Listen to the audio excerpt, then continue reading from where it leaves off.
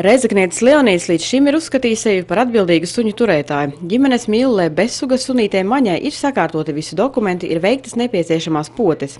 Jaunie saistošie dzīvnieku turēšanas noteikumi, kas šogad pieņemti pašvaldībā, Leonīdu nepatīkami pārsteiguši, jo tagad viņam ir jāsteidzas uz Sijā Reizeknes namsaimnieks, lai reģistrētu savu suni un samaksātu ikgadējo nodevu, citādi būs jāmaksā sods. Не знаю, за собаку не знаю.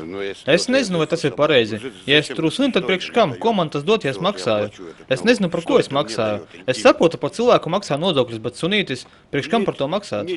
Reģistrācija un nodeva bija jau sen. Vienkārši cilvēki negāja reģistrēties. Man nebija tādas kontroles tieši par to reģistrāciju. Un naudas, kas tiek saņemtas no nodevas vai no suņu reģistrācijas, tiek izlietotas uz patversmes turēšanu un reģistrācijas organizēšanu. Ja suņa īpašnieks neievēro pašvaldības noteikto kārtību un nereģistrē savu mājdzīvnieku, tad viņam var tikt piemērots sods no 7 līdz 350 eiro. Bet ja šāda rīcība tiks konstatēta atkārtoti, tad sods var sasniegt pat 700 eiro. Один с маленькими собачками, потому что есть такой пункт. Pie mums nāk arī ar maziem sunīšiem, jo ir tāds noteikums, ja suns ir maza auguma, tad par reģistrāciju ir jāmaksā 6 eiro gadā. Tāpēc cilvēki nāk pat ar suņiem un parāda, bet kopumā šobrīd visi cilvēki nāk kulturāli, atbildīgi un maksā bez jebkādām pretenzijām. Tagad tā lieta, vairāk sakārtoties uzskatu, ja? Un līdz ar to, ievērojami vairāk reģistrē suņus, jo 40 suņi pa šo periodu, tas ir diezgan daudz, es uzskatu, ja.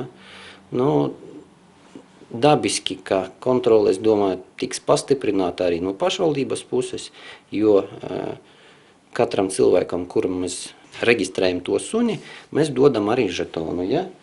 Un tas žetons, viņš uzreiz apliecina, ka cilvēks reģistrēja savu suni, un līdz ar to arī pašvaldības policija lieku jautājumu nebūs. Iedzīvotāju viedoklis par jauno nodevu dalās. Kāds par to pat nav dzirdējis, citi domā, ka šis maksājums būtu jāizmanto, lai ierīkotu pastaigu vietu dzīvniekiem. Jā, 12 eiro gadā varbūt ir nav daudz. Bet ja kaut ko darīs priekš suņiem, kādas, kur pastaigāt, izvest vai ko tā, nekas nav, taču neko nedara. Naudu maksā ne par ko sanāk. Ko viņš ūdeni nedzer mazgāties, katru uz ezeru braukājām. Par ko tas jāmaksā. Vai jūs esat reģistrējis savu suni namsaimnieku? Jā, neesmu. Vai jūs domājat to darīt? Jā.